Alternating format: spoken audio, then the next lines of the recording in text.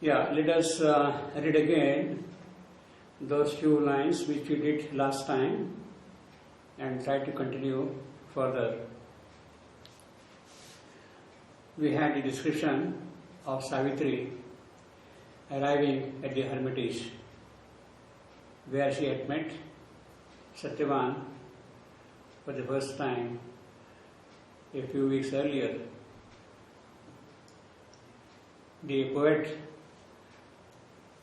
introduces the description in a very significant manner, in a very loaded manner, full of occult and spiritual connotations. He says, the past receded and the future neared. At once, we have here not only the continuation of the storyline that Savitri is leaving back her palace, her Madra, her Alakananda, her parents, and all those beautiful things there, her intimate friends, her inmates, she is leaving them behind. And in that sense, the past receded. And the future neared.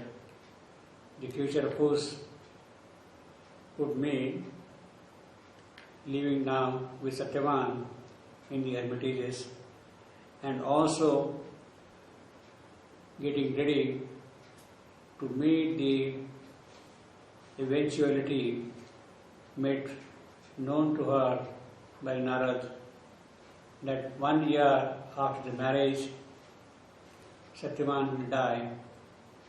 This is a destined death, and Savitri has to prepare herself to meet that death and conquer death. So when he says the future neared, it also connotes immediately the sense of the conquest of death which is going to happen in this hermitage, in this particular place. Past receded. It is not only the past 15-20 years of Savitri staying in Madra, maybe 25 years, because she has become a fully grown girl to get married. So maybe between 20 and 25. So it is not that past which is receding, but the past of the entire earth, the accumulated karmas, the occult difficulties which are being faced in the process of evolution, and of the possibilities that have to open out for the future. It is that past now which is staying back. His function is over, his job is done. And the future or the coming or the everlasting day is what is indicated that is nearing soon. So the line has a double arthandra, double meaning, double sense. It is very rich in both the story aspect and the occult spiritual aspects connected with Savitri's work. The past receded and the future neared. Far now lay behind Madra's spacious halls. Well, he is now narrating it in the form of a storyline, although the suggestions are at a different level also simultaneously. Far now behind lay Madra's spacious halls, the white carved pillars, the cool dim alcoves, the changed mosaic of the crystal floors, the towered pavilions, the wind-rippled pools, and gardens humming with the murmur of bees, forgotten soon, or a pale memory. The fountain splash in the white stone-bound pool, the thoughtful noontides brooding solemn trance They colonize a dream grey in the quiet eve, the slow moonrise gliding in front of night. So here we have again a double description of location and of moment. Location in terms of space, of moment in terms of time. In space, Madra, the surrounding area, the geographical surroundings of the place, in the local sense, in the sense of the space. And in sense of time, we have noontide, eve and night. Why night? Because the future, the new dawn, is soon going to arrive on the horizon in space and time. So the meaning is already incorporated in this sort of a geographical, temporal description by the poet himself. That is the power, that is the magic, that is the charm of the mystic poetry. That in just few lines he can cover vast tracts of space and time, of ages and of realms, one after the other. That is the beauty of the mystic poetry. And this is one of the most unique examples in Savitri, where all these things are depicted immediately in one single sentence. 1, 2, 3, 4, 5, 6, 7, 8, 9, 10, 11 lines. You see, everything is covered in the 11 lines which is stated. The past is arrayed and the future neared. Now, why did it say past is arrayed and the future neared? Again, it is connected with the work of Savitri.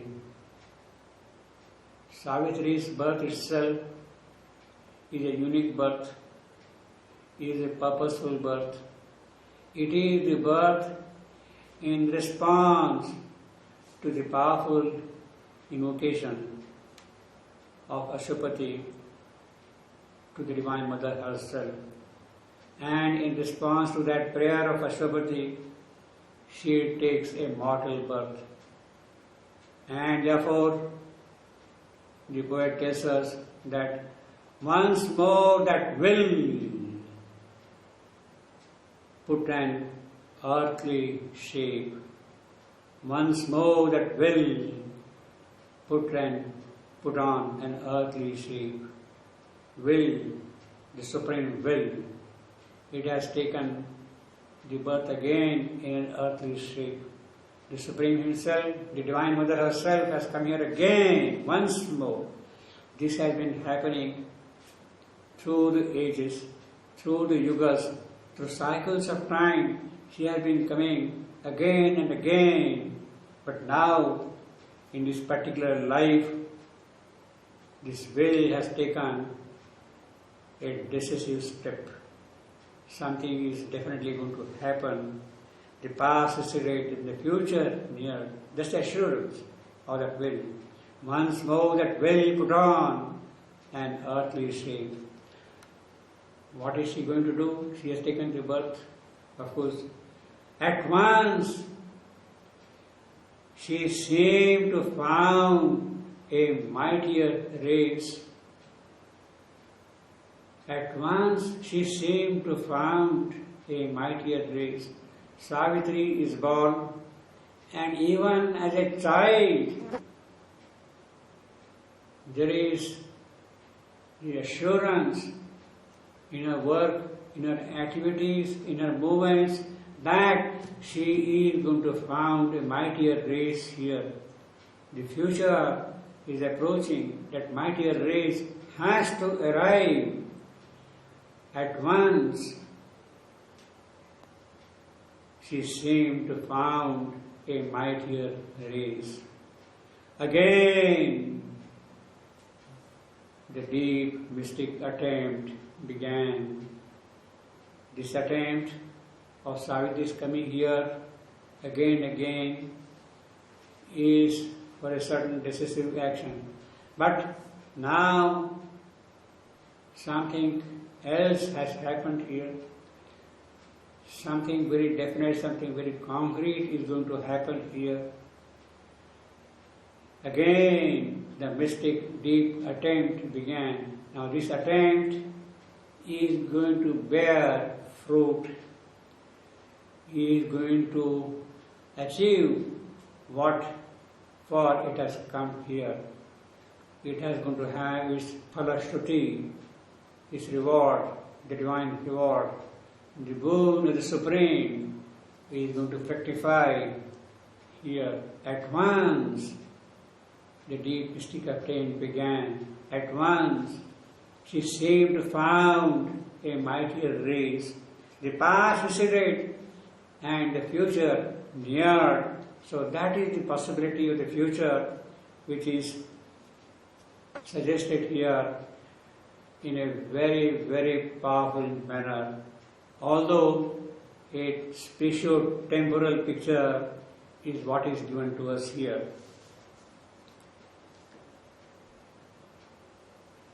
At once she seemed to found a mightier race. In fact, even in her, what the poet calls, childish movements, Savitri as a babe, even as a very young girl, there was a nearness of light. There was something which was divine in her laughter, in her movement, in her joy, in her play, in her association with her friends, with her objects, with her toys, whatever was around. Although they seemed childish in the human sense, but to the mystic eye, one could see, the mystic eye could immediately see that there is a divine light all around her, doing all these things. That is what Savitri is here now. And therefore the poet says here, left far behind were now the faces known.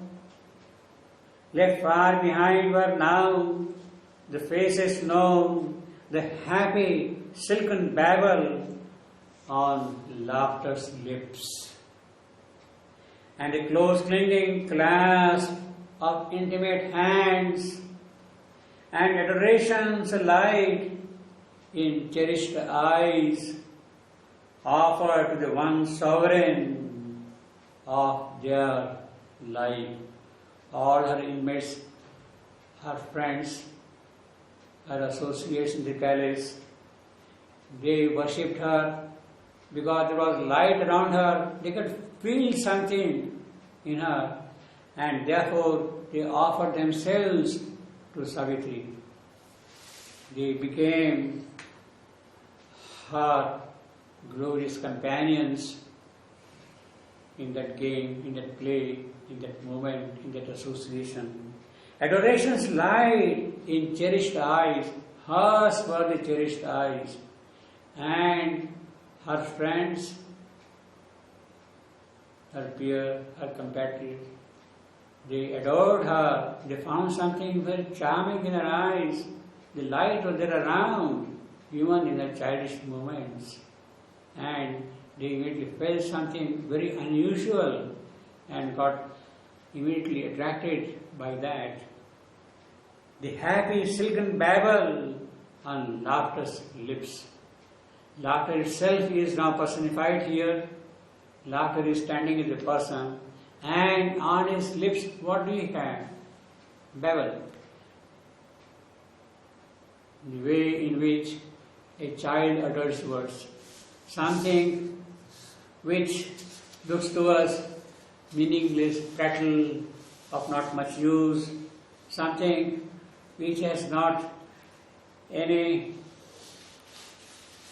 meaning, all the same to be full of happiness, silken, soft, vivid also, very desirable also. It is in that moment that Savitri is being worshipped by our friends and compatriots.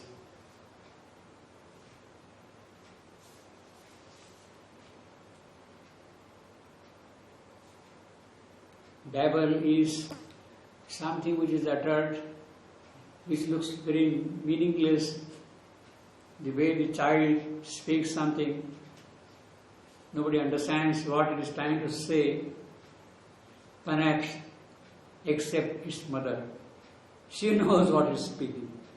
But her friends, they were so intimate to her, so close to her, that they could grasp what she is trying to say, even in her babble, in her meaningless chatter there. The happy silken babble on laughter's lips. Now here, again, some of the adjectives are purposeful. Happy, silken.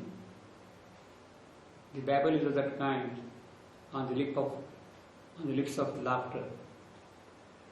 Why the poet is saying? Because that is the past. In Madra, as a child, she was happy, joyous, no care, nothing. Everybody was at her service.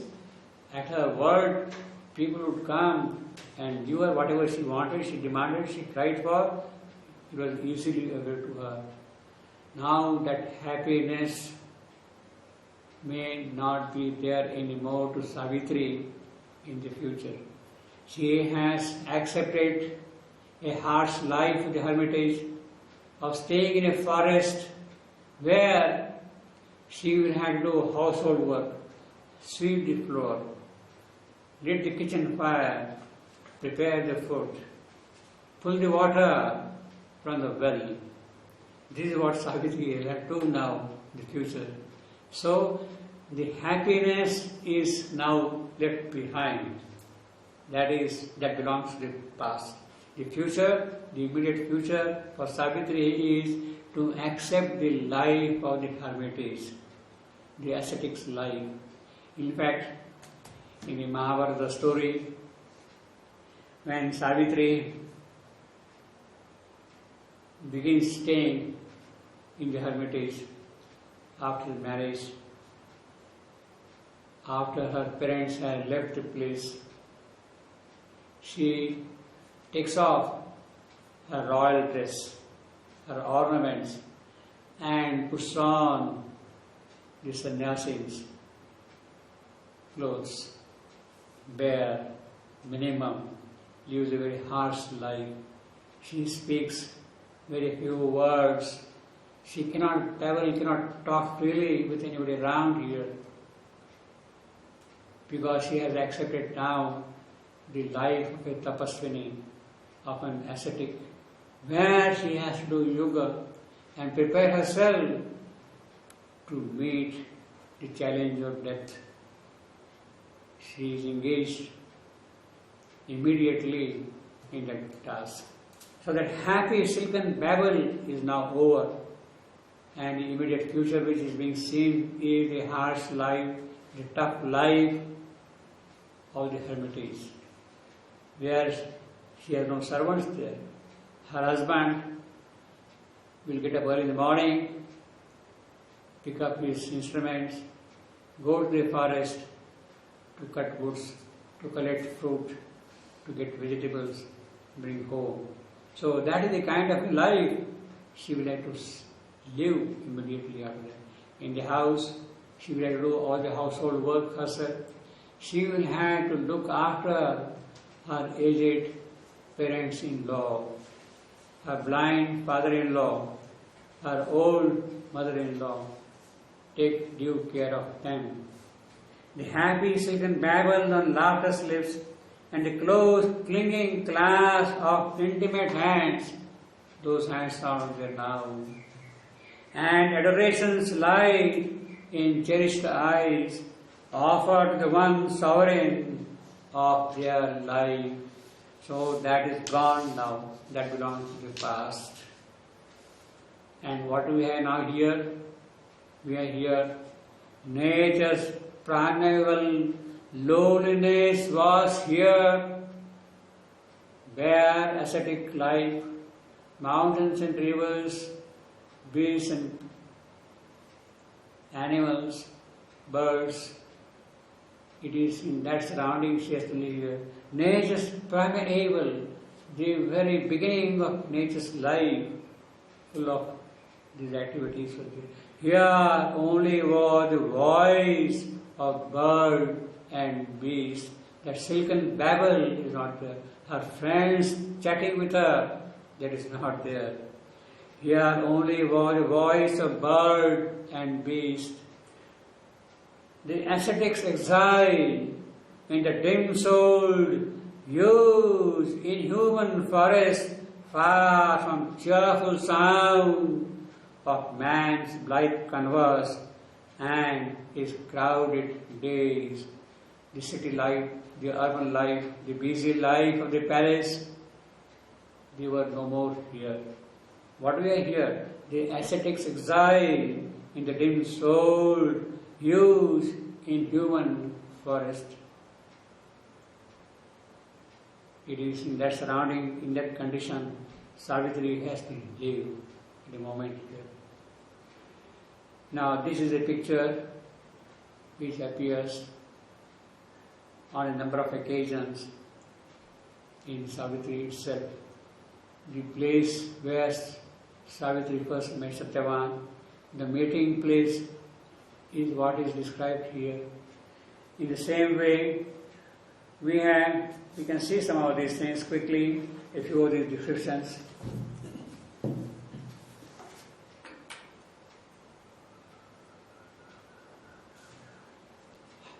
Why I am reading this thing is to also show the kind of a consistency which is there in the poem. At different places he is describing things, but there is a unity, there is a coherence. It is the same thing which he is describing, of course in different manner, but it is not that on page 15 he is describing this place in one manner, and in the book of yoga he is describing in another manner, and in the meeting place he is describing in the third manner. It is not that. It is the same place. Even when she is meeting death, that scene of the forest, it is the same scene which is present in different places in Savitri, with the same vividness, with the same power of precision, and with more or less the same details, but each time the description adding something new, something charming, something beautiful, something rich to the whole place. So that is the beauty of Savitri. There is a unity of theme. Although the description is, so to say, repetitive, it is not really repetitive. It is enriching every time. Now, for instance, we have here, right in the beginning, when the poet is describing the issue, maybe your page 12 or 14, something there, perhaps.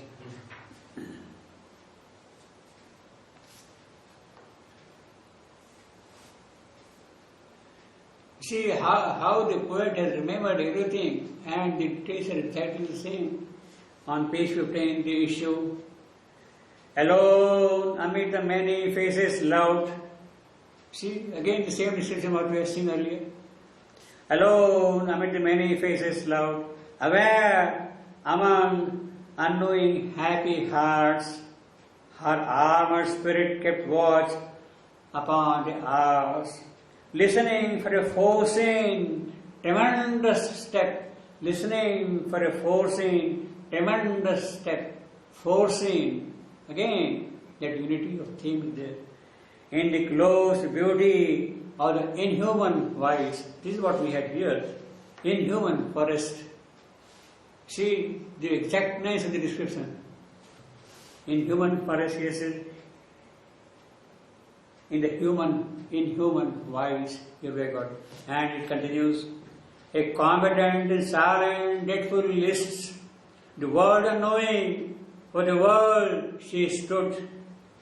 No helper had she, save the strength within. There was no witness of terrestrial eyes, the gods above, and nature's soul below were the spectators of that mighty strife. What Savitri is going to meet. That is the place where Satyavan is going to die. This place where Savitri is going to live after marriage. Around her were the austere sky-pointing hills, tall, rising green forest trees. Around her were the austere sky-pointing hills, and the green, murmurous, broad, deep-thoughted woods muttered incessantly their muffled spell. A dense, magnificent, colored, self-wrapped life. A dense, magnificent, colored, self-wrapped life. See the richness of the line. Dense, magnificent, colored, self-wrapped. Life has 4 adjectives. This is a very rare incident that a noun is carrying 4 adjectives before it. You see. Dense, of course, magnificent, the thick forest, very beautiful, magnificent, imposing, majestic. Also colored, something green, something brown, something emerald, different colors are there. Self-wrapped, they have wrapped themselves, covered themselves up. Life, draped the leaves vivid, emerald, monotone, and set with chequers and beams, and bright flowers, immured her destiny's secluded scene. That is the scene where Savitri is going to stay also. Secluded scene in that forest, in that hermitage, isolated from the life outside, the urban life, the busy life of man. Away from that. There has she grown to the stature of a spirit. It is here, in this place, she had grown to the stature of a spirit. She is going to do her yoga here and rise to the full power of her spirit to meet the challenge of death. There has she grown to the stature of her spirit. The genius of Titanic silences sleeping her soul in its wide loneliness had shown to her herself's bare reality and mated her with her environment. Its solitude greatened her human hours. With a background of the eternal and unique. See again how meaningful this description is compared with happy silken Babel is over. Now she is in the company of this forest and trees and bird and beast, and she is going to rise to the full stature of a spirit. A force, a spare, direct necessity, reduce the heavy framework of man's days and his overburdening mass of outward needs to a first thin strip of simple animal wants, whatever is required, the minimum, that is what is given to her. To a first thin strip of simple animal wants and a mighty wideness of the primitive earth, the primeval loneliness, the primitive earth, this is what we have here. And a brooding multitude of patient trees. We had the same thing here earlier, brooding multitude of patient trees and the musing sapphire leisure of the sky and the solemn weight of the slowly passing months. 12 months are given to her and they are now passing slowly here. And the solemn weight of the slowly passing month had left in her deep room for thought and God. For thought and God. She is going to do her yoga here. The poet is already suggesting right in the beginning what is going to happen in this forest here. There was her drama's radiant prologue lived. This is the summary of the whole scene here. And that is what we have in the present passage also.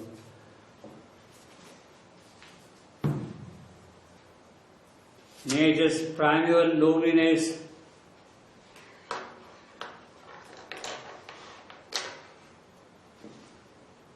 Nature's primal loneliness was here. Here only was the voice of bird and beast, the ascetic's exile in the dim-souled, huge inhuman forest, far from cheerful sound of man's blithe converse and his crowded days. Now, see the touch of the poet as an artist, how small little details make a whole difference in the quality of poetry. Here only was the voice of bird and beast.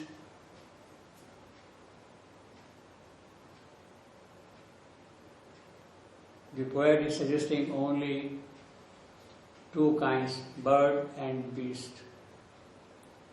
Bird, he doesn't say birds and beasts. Bird and beast is a more powerful way of telling about all those things than birds and beasts. It becomes dilute, very meek, very small, feeble. But the moment he says bird and beast, suddenly the whole species of flying creature, of animals moving around, they get covered in the singular noun, bird and beast. So that is the poetic art. That is only a master can do. An ordinary poet would have said birds and beasts. You see. But the master says bird and beast. Poetically again this line, here only was a voice of bird and beast. We can practically say that the first foot, here only, here only, here oh. There is a stress on here and oh. That is corresponding. Only was. Pyrrhic, short. The voice, the bird and beast, ends. Short, long. So the movement or the poetry is also very appropriate to the description. Here only was the voice of bird and beast. You can see the rhythm, how it moves. The power of poetry comes out fully in the metrical connotation also. That is the creation of a master poet or a master artist also. So we have here the combination of space and time, or the present, or the past and the future, or the poetic art choosing to bring out something of a different type of poetry, which is very rare, which is possible only for one who lives in the true, authentic, real world of poetry. Somewhere high up, the overmind influence of that world is present in the expression. And that is very clear even from the simple phrases. Nature's primeval loneliness was here only for the voice of bird and bee, the ascetic exile and the dim-souled, huge inhuman forest, far from cheerful sound of man's blithe converse and his crowded day. Now, apart from the naturalness of the lines stopping at the end, we also have the effect of lines overflowing. The ascetic's exile in the dim-souled, huge inhuman. The line is overflowing. The line does not stop with huge. It has a tendency to run on to the next line. Huge inhuman forest, far from cheerful sound of man's blithe. Again the line is running on. Far from cheerful sound of man's blithe converse. So the effect of overflowing lines, at the same time the effect of end-stop lines is poetically trapped, is caught, seized to bring out something very unusual, very powerful, very expressive also. That is the charm of Savitri. Last time we were seeing the description of the surroundings where the hermitages were located and where the convoy is arriving. The convoy carrying Savitri to her future place. Let us read a few lines first before we can look into some of those details. Nature's primeval loneliness was here. Here only was the voice of bird and beast. The ascetics exiled in the dense old huge inhuman forest, far from the cheerful sound of man's blithe converse and his crowded days. In a broad eve, with one red eye of cloud, through a narrow opening, a green flowered cleft, out of the stair of sky and soil, they came into a mighty home of emerald dusk. There, onward led by a faint brooding path, which toiled through the shadow of enormous trunks and under arches mirrors of sunshine, they saw low thatched roofs of a hermitage huddled beneath a patch of azure hue. In a sunlit clearing, the seemed the outbreak of a glad smile in the forest's monstrous heart, a rude refuge of the thought and will of man, was but the crowding giants of the wood. And it goes on. Now basically, in a deeper sense, the question that arises in one's mind is, why the story is related with the loneliness of the forest, away from civilization, away from towns and cities, from bazaars and marketplaces, in the deep forest, where not even one human step is seen or observed, but are only a group of thatches where live the sages and seers and rishis and their disciples. Why this event of Satyavan's death should be in this remote place? Why could it not be in a palace,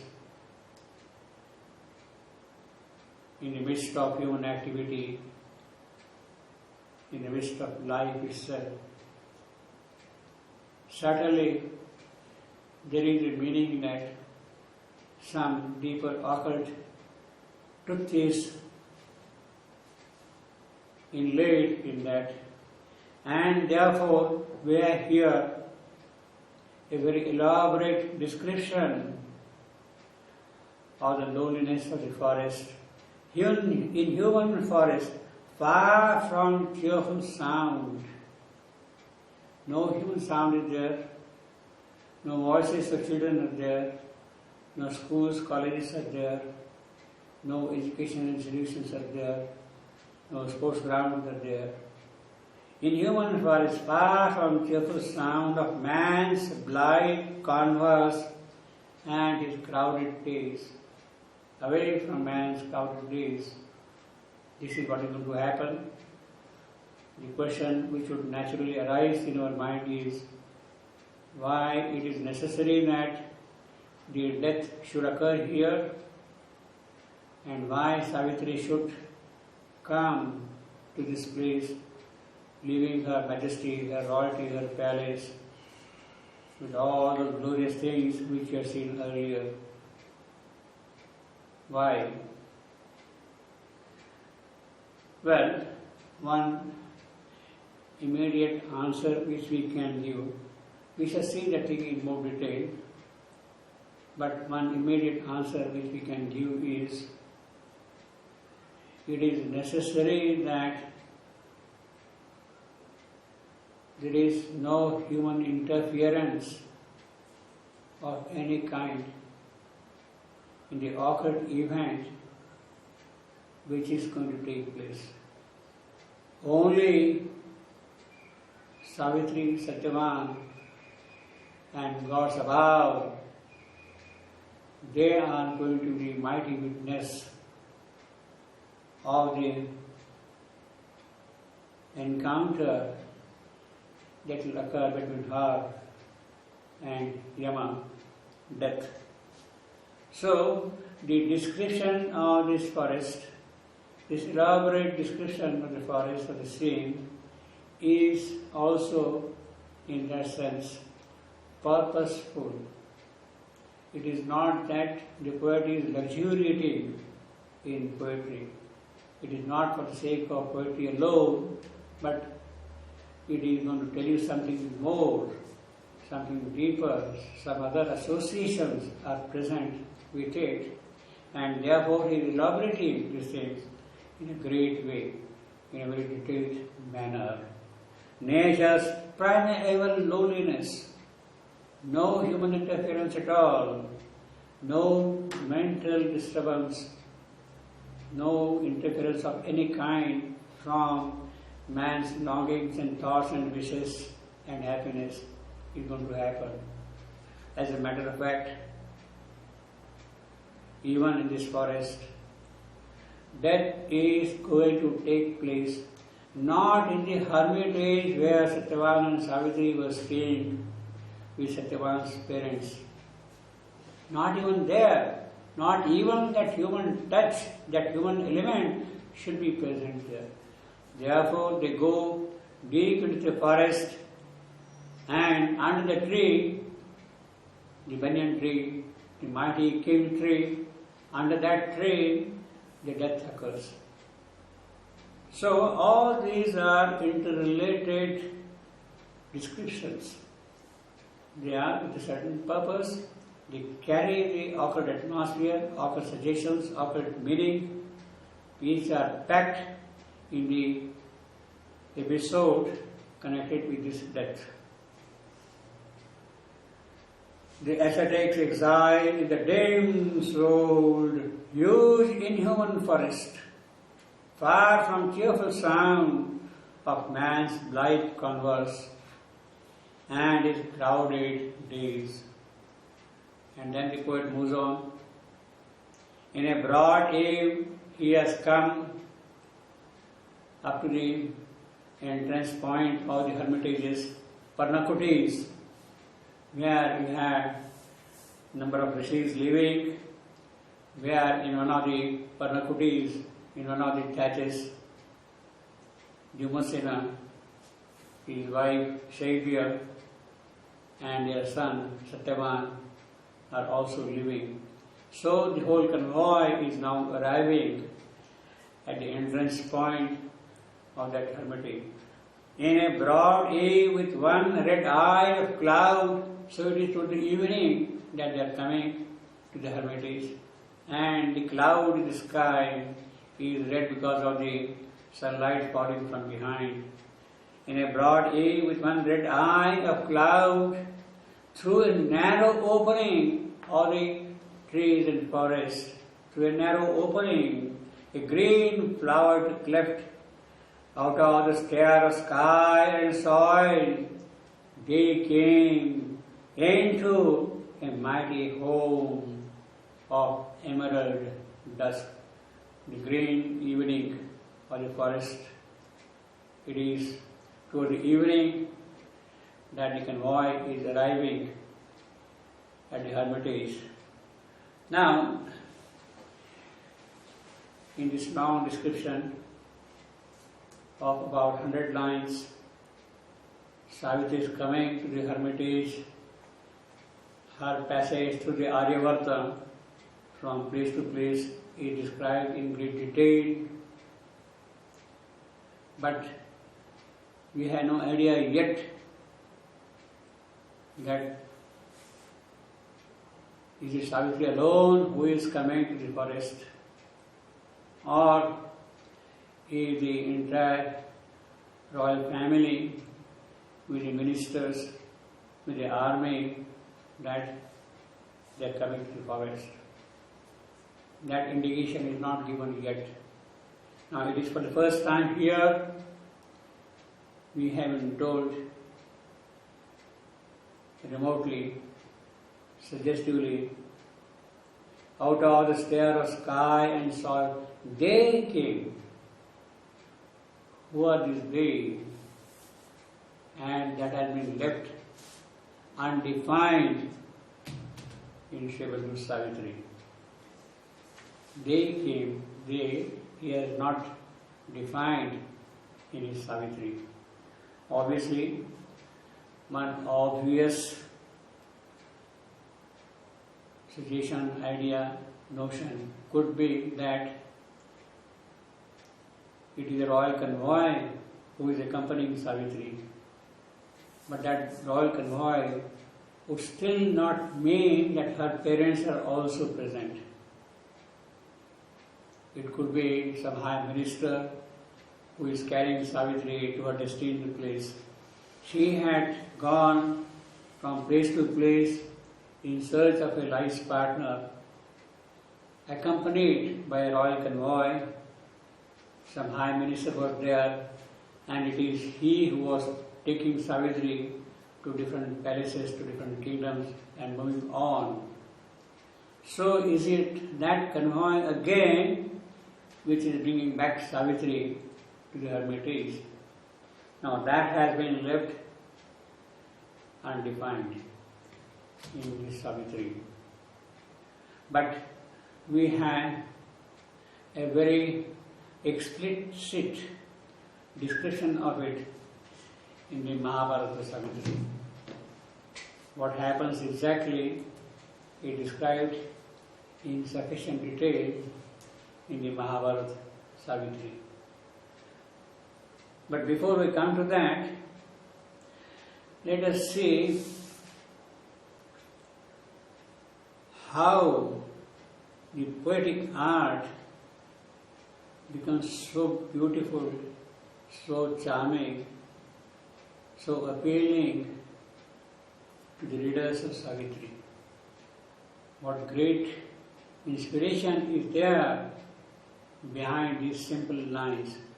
In a broad eve with one red eye of cloud. This is one of the rarest kind of a description in Savitri. Broad eve with one red eye of cloud, looking into all these things, future, what is going to happen and all that. Now, this is a description in the poetic language, in the language of a literary critic, belonging to what is called the Keatsian detail. John Keats, the romantic poet, Keats, has such wonderful details in his poetry. And this is one of the most telling passages in Savitri, where we have a Keatsian element present in this description. And a broad eve with one red eye of cloud is absolutely Keatsian, belonging to the quality of the poetry of Keats. And Sri Aurobindo snatched it, caught it. How? Because it is kind of flowing into his veins, into his poetic structure. into his poetic soul, and it comes out very naturally at appropriate points of time, the moment there is an opening for that inspiration. It happens. And a broad eve with one red eye of cloud. This is what I have been saying in the Christian description. Now, let us see a couple of examples connected with the minuteness with which Keats describes some of these things in his poetry. And then we can really appreciate how much Aurobindo has assimilated the English poetry and recreated his own poetry in that way. Here are a couple of lines from Keats. See, one line is something like this: Vesper, that is Venus, that is the evening star. He is describing about Vesper, the evening star, Venus. Very beautiful star, Venus, of course, the goddess of beauty. Amorous glow warm the sky. He sees in the evening star. And the description is also about the evening, what she will be describing. Red eye in cloud. Here, instead of red cloud, we have got Vesper in Keats. And how does the star, that planet rather, scientifically speaking, it looks like a glowworm in the sky. Now, these are minute details with which Keats develops his poetry. His inspiration is full of such minute details. After all, what is a star in the sky, evening star, Venus? It is a glowworm in the sky. Now, see, the magic again is something which is very attractive in the sense that when he is talking of Vesper, Venus, the evening star, Venus, the goddess of beauty herself, and he is connecting that thing with glowworm. Obviously, again in the evening, night, and Savitri's description is also about the evening, red eye in the evening. Glowworm out of the sky. Now, biologically, it is the female glowworm which glows in the night, and not the male. You see, not the male. Venus, Vesper, they are all related to the female. So the appropriateness of the simile is biologically also perfect. There is no discordance there anywhere, you see. Amorous glowworm of the sky, that is how it is described. So the details are very minutely caught and represented in his poetry in that manner, and that is exactly what we have in Savitri also. In a broad eve with one red eye of cloud, every detail is purposeful, meaningful, is correlative also, you see, in a sense. Then there is another passage from Keats. Let me read that thing also. A voice flowed on. He is personifying voice. Voice flowed on like timorous brook. Timorous brook. In the night, it is evening, in the forest, a lonely, frightful brook is flowing on. A voice flowed on. How? Like timorous brook that, lingering along a paved coast, doth fear to meet the ocean. The brook is moving along the paved coast towards the sea, but it is kind of afraid. It is timid. And that is how the voice which he is describing of his is also coming here. So in other words, the comparison is so elaborate, so minute, so detailed, and so delicate also, you see. That's the beauty of the whole description of poetry.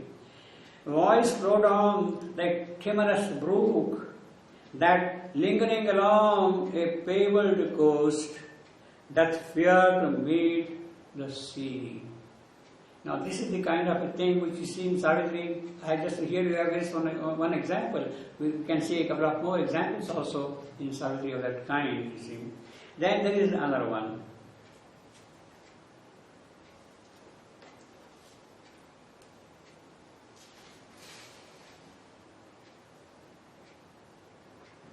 One trance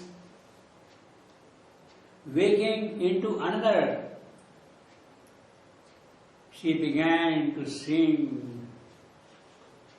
See, whosoever is singing, how she is singing? As if one trance is waking into another trance. As if one dream is waking into another dream. It is that kind of a detail which is very rare, which is very precious also. Waking from a dream into another dream. It is in that manner somebody is singing. So the aptness, the simile of the details is very appealing. And it is not just poetry for the sake of poetry. It has connotations of different kinds also. One trance waking into another, she began to sing.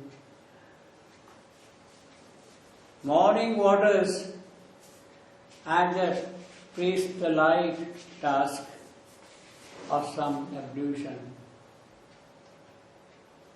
In one place it is morning waters, in another version it is moving waters in kids. Moving waters in their priest-like task. The waters are moving and what are they doing? Priest-like, they are offering ablution. So again, the delicateness of the simile is very beautiful here. The water is moving out as if a priest is offering oblations. Then of course we have a very anguished, very intense description. What? Mortality weighs heavily on me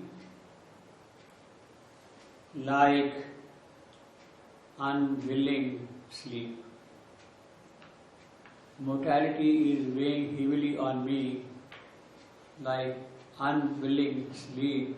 Now these are again very delicate, very elaborate description. What is he describing? Mortality. Like unwilling sleep.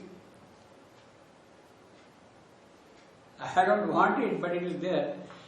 Well, people say that this could be also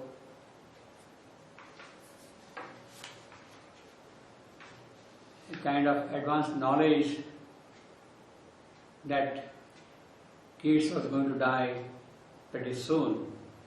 It may be, it may not be. That doesn't concern us.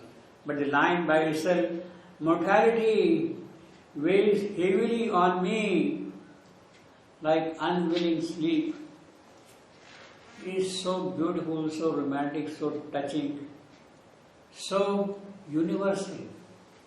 Those who are sensitive, those who are perceptive to things, they feel that it is not Keats on whom that mortality is weighing. It is on all of us that mortality is weighing. He has found a universal utterance in that particular phrase. And how? Like unwilling sleep. I don't want the sleep, it is still pressing me on to sleep.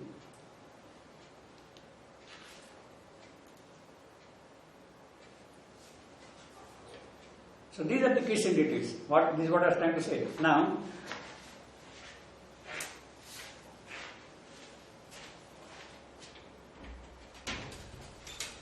well, let us take last example. He is describing in the forest oak trees. And how do they look? Oak trees are senators of mighty woods. Those beautiful forests, thick forest. They are the senators of mighty woods. Now, this could be very appropriately transferred to the description what we have in Savitri, surrounding the hermitages where Satyavan is living and the rishis are living, in human forest, far from cheerful sound. But that forest is guarded by whom? By the senators of mighty woods. Those forests are guarded by the senators of mighty woods. That's the kind of relationship we have in both the places. See. Now, we could see, apart from this particular description, which is in front of us here in Savitri, in a broad eve with one red eye of cloud, through a narrow opening, a green flower cleft, out of the stair of sky and soil they came into a mighty home of emerald dusk. So this is one Christian description. Maybe we can have some more examples from Savitri about the Christian descriptions.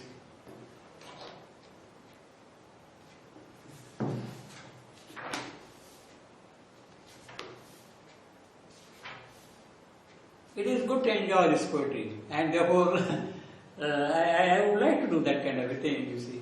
Because the poetry will move on, and of course the yoga also will move on, you see, but this is also a part of the yoga, you see.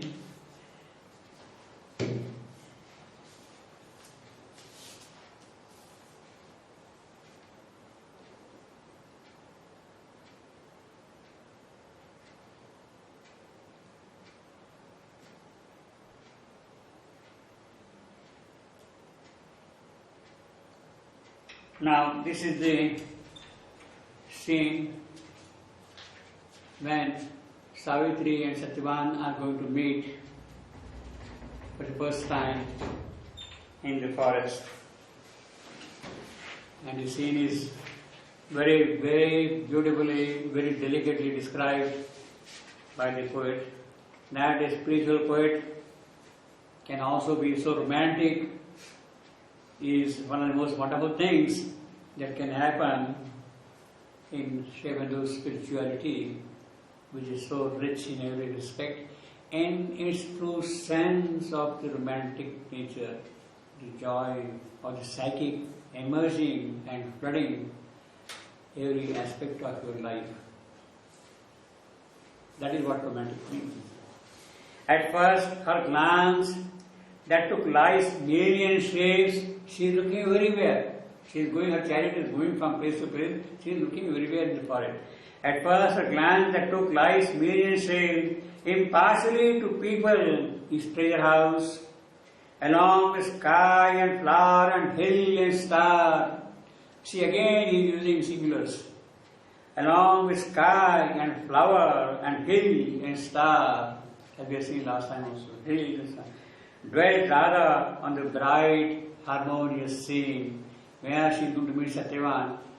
That is, of course, going to be a harmonious scene, obviously. And then it saw the green gold of the slumberous sward, the grasses quivering with slow winds that trade, the branches haunted, but the wild birds that call.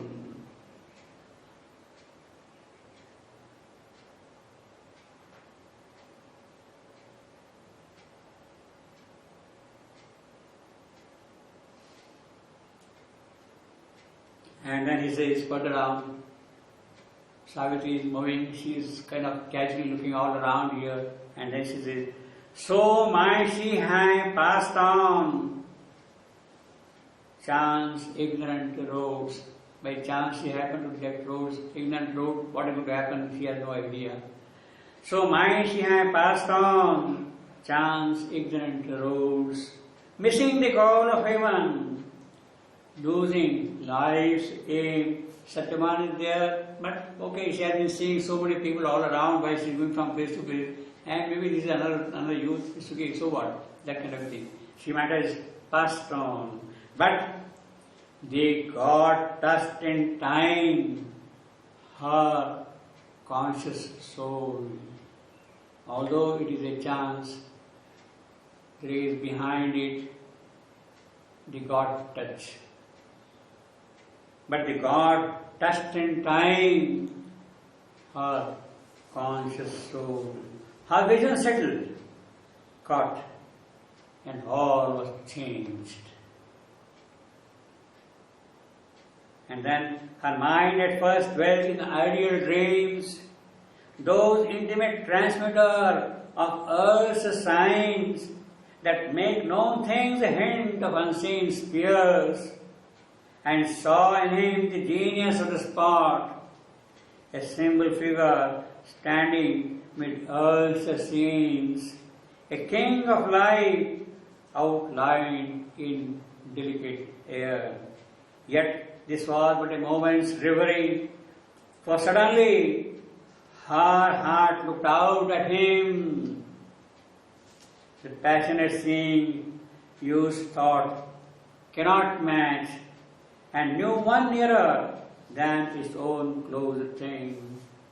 All in a moment was surprise and seize, all in inconscient ecstasy, lay wrapped or under imagination's colored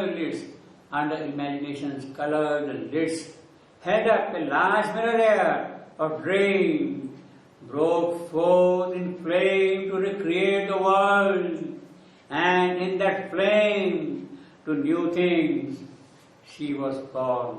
Now, this is not only Kirsian, it is super Kirsian. This passage is elaborate in detail in every respect, is of course Kirsian, but it is something which even kids cannot achieve. It is super Kirsian.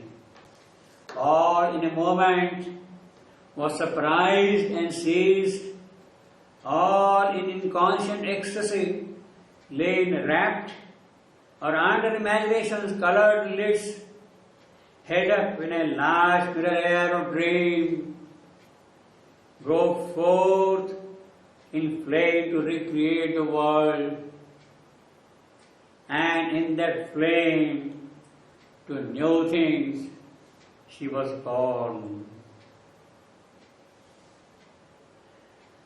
Well, that is how we have the romantic element, which is far beyond Kalidas and Keats, which is spiritually psychic, at the same time psychically spiritual, present in Savitri. It is not aesthetic romanticism, it is spiritually psychic and simultaneously psychically spiritual. That is what we have in this modernity passage, which a non-yogi cannot even imagine. However, a good poet may be, he cannot get that kind of an inspiration. All in a moment was surprised and seized, all in constant ecstasy lay wrapped or under imagination's colored lids, held up in a large mirror air of dream, broke forth in flame to recreate the world, and in that flame to new things she was born. That is the new birth of Savitri. She has discovered love suddenly because the God touched in time and a new birth had taken place.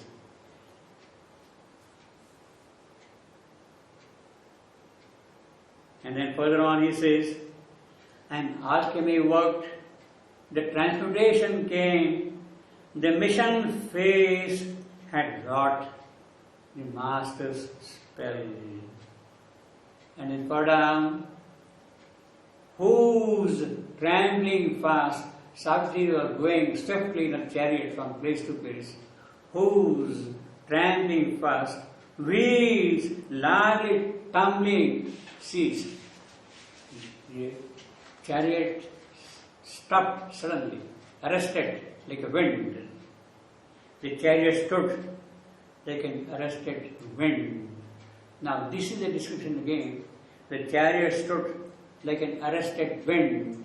Arrested wind is typically Keatsian.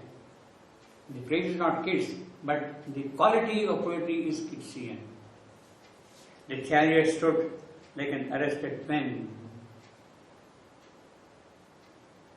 Okay, let us see one last example.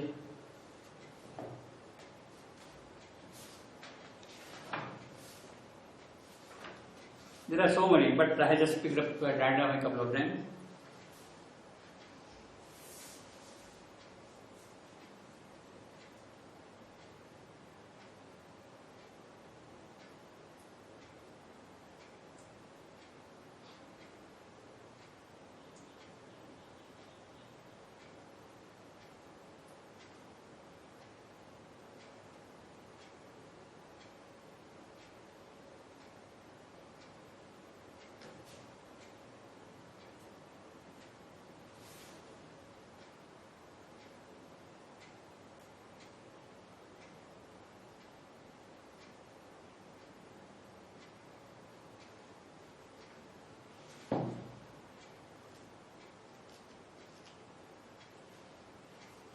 Yeah, Savitri is answering back to Yama,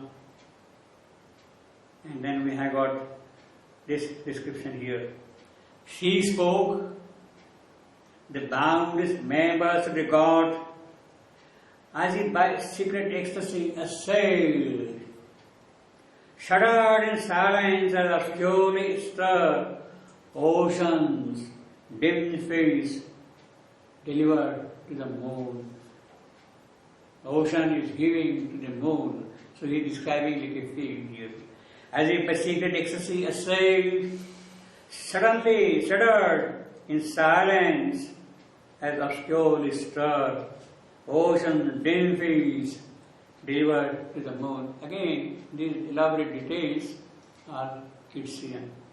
Then lifted up by sudden wind, around her in that vague and glimmering world, then lifted up as by sudden wind, around her in that vague and glimmering world, the twilight trembled like a bursting wave. The twilight through which they were moving, Savitri and Yama, death.